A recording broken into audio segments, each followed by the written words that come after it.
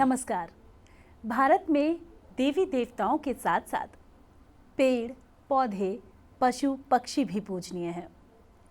चाहे वो गौ माता हो, नाग देवता हो, पीपल का वृक्ष हो या माँ तुलसी हो, सभी की पूजा पूरी आस्था और श्रद्धा के साथ की जाती है। लेकिन आज हम चर्चा करेंगे कि आखिर क्यों गौ माता यानी कि गाय पूजनीय है। चलिए आपको बताते हैं। यह तो सभी जानते हैं कि गाय एक ऐसा पशु है जो हमें अनेक प्रकार से लाभान्वित करती है। उसके दूध से हमें दही, घी इत्यादि तो मिलता ही है, साथ ही उसका गौमूत्र और गोबर औषधियां युक्त है। इन सभी चीजों के लिए हम मनुष्य जाति गाय के आभारी हैं। भारत में ही नहीं बल्कि अन्य देशों जैसे कि नेपाल एवं बर्मा में भी गाय को माँ योग्य पूजने की प्रथा है। अथर्ववेद में कहा गया है, हे गो, तुम्हारे दूध और घी से मनुष्य पुष्ट और बलवान होता है। बीमार मनुष्य शारीरिक रूप से तंदुरुस्त हो जाते हैं। जिस घर में तुम होती हो उस घर में दिनों दिन बढ़ोतरी होती है। तो चलिए आप जानते हैं कि गाय का महत्व क्यों सनातन धर्म में इतना ज्यादा है। सनातन धर्म में गाय को माता कहा गया है। जब पृथ्वी पर जीवन उत्पन्न नहीं हुआ था, उससे भी पहले से गायें इस ब्रह्मांड का प्रमुख हिस्सा रही हैं। पुराणों में धर्म को भी गौ रूप में दर्शाया गया है। भगवान श्री कृष्ण गाय की सेवा अपने हाथों से करते हैं और उनका निवास भी गोलोक बताया गया है। इतना ही नहीं, हमारे धर्म ग्रंथों, वेदों, पुराणों में कामधेनु गाय का उल्लेख मिलता है, जो संसार की प्रत्येक वस्तु प्रदान करने की क्षमता रखती थी। गरुड़ पुराण में भी गाय का उल्लेख मिलता है। उसमें कहा गया है कि मृत्यु के पश्चात आत्मा को स्वर्ग तक पहुंचने से पहले अपने कर्मों के अनुसार कई तरह के कष्टों से गुजरना पड़ता है। इनमें एक नदी भी आती है, वैतरणी। इस नदी को पार करना आत्मा के लिए संभव नहीं होता है।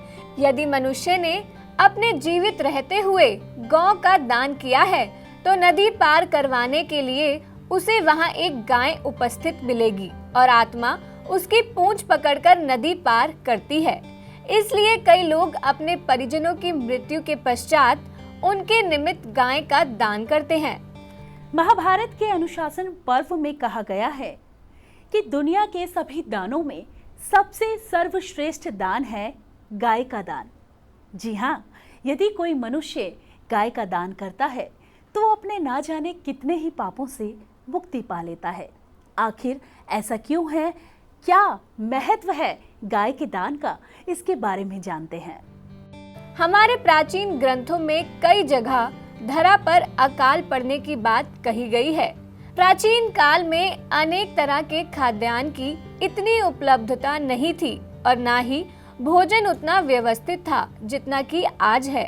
घर में पाली जाने वाली गाय के दूध पर ही पूरा परिवार निर्भर करता था।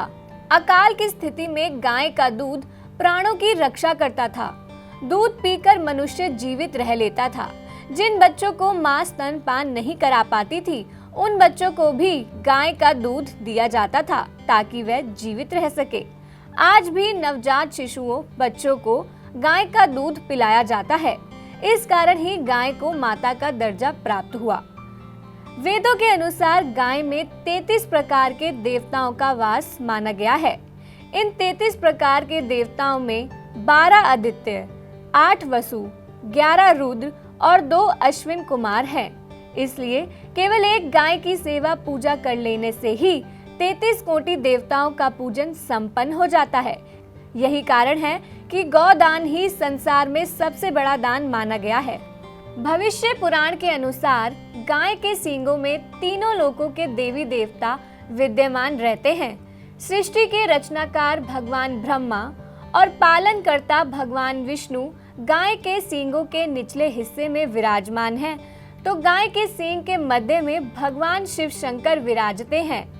गौ के ललाट में माँ गौरी तथा नासिका भाग में भगवान कार्तिकेय विराजमान है।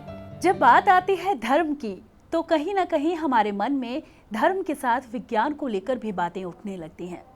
कि धार्मिक महत्व तो है, क्या वैज्ञानिक महत्व भी है?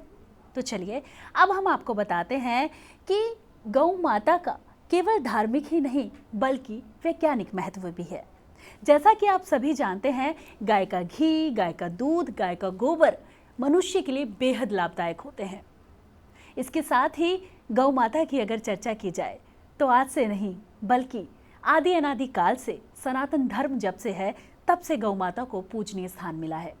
चाहे वो भगवान श्री कृष्ण की लीलाएं हों या फिर समुद्र मंथन में से निकले रत्नों में से एक कामधेनु गाय हो।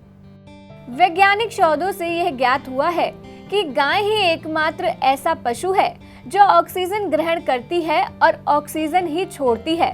गाय के आसपास होने पर आपको कफ, सर्दी, खांसी, संक्रामक रोग नहीं होते।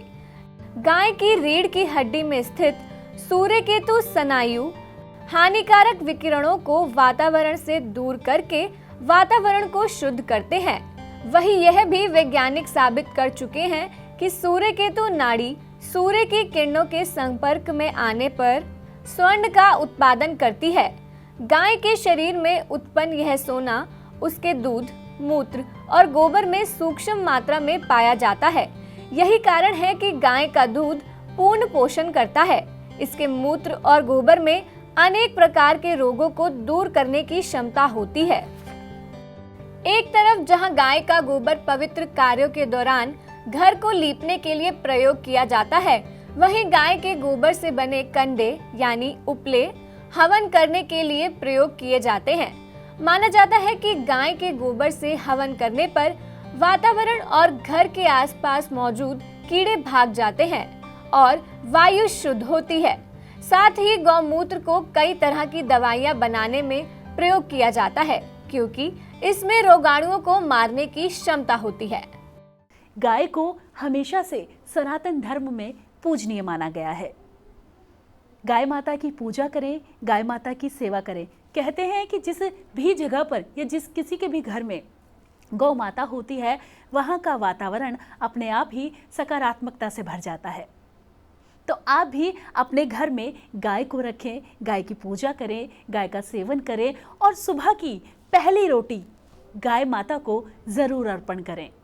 तो हमारे आज के इस कार्यक्रम में बस इतना ही। जय गौ माता।